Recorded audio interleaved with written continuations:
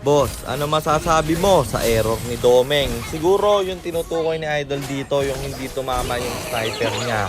At abangan yung sa dulo ng video na to dahil doon natin yan pag-uusapan. At para naman sa mga bago lang sa page, ang ginagawa po natin content tuwing 9 PM ay 1 game per day. Solo, rank, game at ang goal natin sa content natin na to ay mag 100 win streak. Hi guys, nandito na tayo sa 403rd day ng 1 game per day. And ang standing natin bago yung game na to ay 337, 65, 337 wins and 65 losses. At dito sa game na to, back to basic tayo. Di pinalas pick ng kampe, kaya nag-hard tayo pre. So ayun, nandito na tayo sa pang-400 at 3 araw ng isang game kada araw. Di ba na? Ang rotation na ginawa ko dito ay blue first, kaya ang ikot natin papunta sa baba at saktong-sakto pulahan yung dalawa. Martis ang napuruhan sabay diretso sa first turtle na ating binurse. Missing yung retry holder ng kalaban pero yung Martis at Nana ko contest. Tayo yung pulahan, makukuha ko yung turtle pero mapapatay nila ako doon. Nadamay pa yung Aurora kasi inabutan siya ng 3 at babawi tayo. Kami naman ang set up. Huli yung Khalid, mapapa-flicker out pa siya pero may petre pa yung Hellcat kaya wala siya nagawa. Bagsak yung Khalid nila at susunod pa yung Granger kasi umasimba naman si tropa. Yung Gusion maghahabol, makaka-out ako kasi yung Hellcat ang pinukusan niya. Tapos dito sa gitna, Khalid na naman umasim at amin siyang mabibigyan.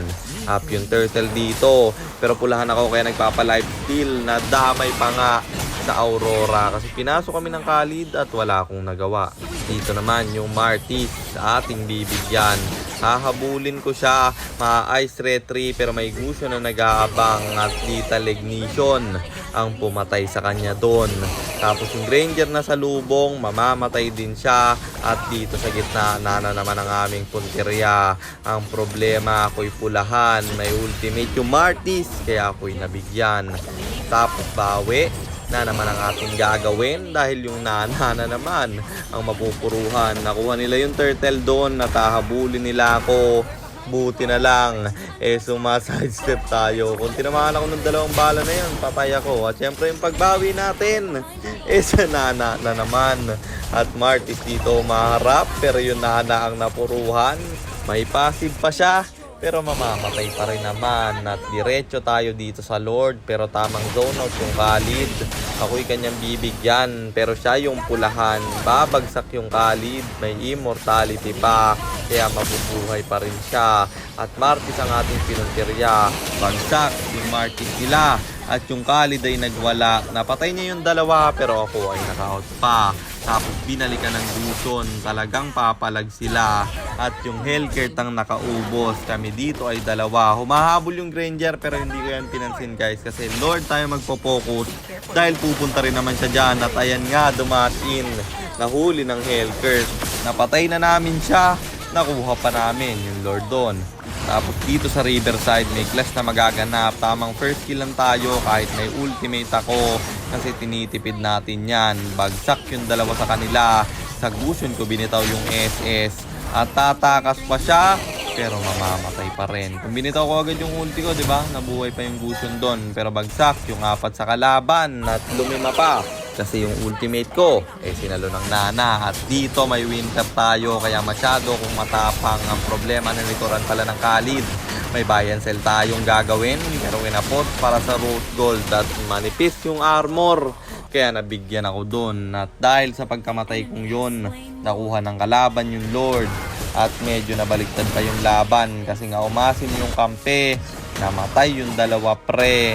Kami 3 na lang dito. Ang kagandahan umabang yung Layla at napatay niya yung Granger tapos nabuhay pa siya. Hindi tuloy nasamahan ng kalaban yung Lord kaya libre namin yung nadepensahan habang dito sa baba yung Gusion ko combo at maiiwasan ko.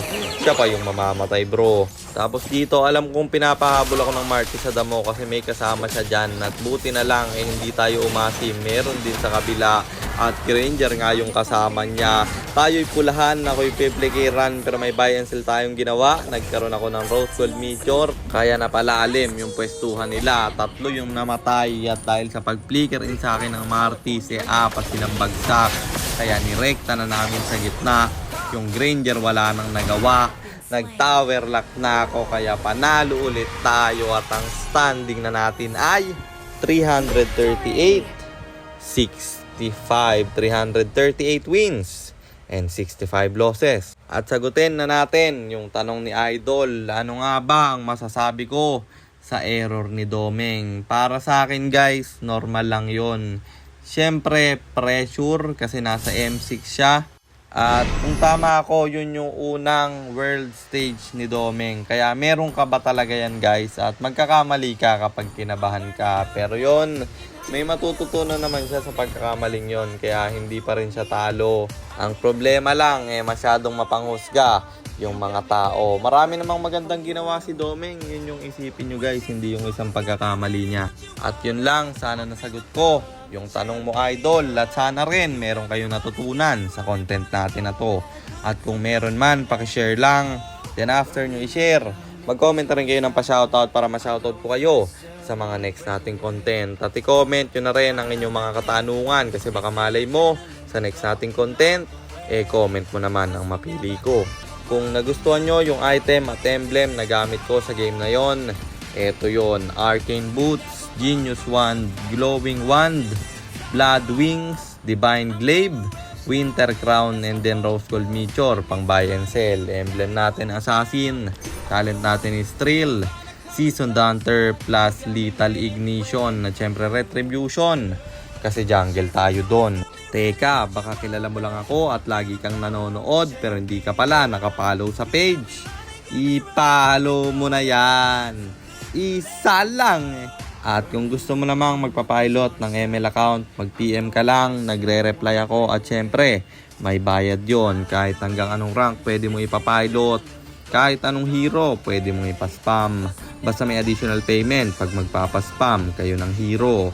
At yun lang guys, sana nag-enjoy kayo sa content natin na to. Shoutout sa iyo Paul Milyazar, kay Rylex Jongzon, kay Mark Francisco, at kay Jun Ray E. Ayop. Maraming salamat sa inyong suporta. Ingat kayo palagi. God bless. Paalam!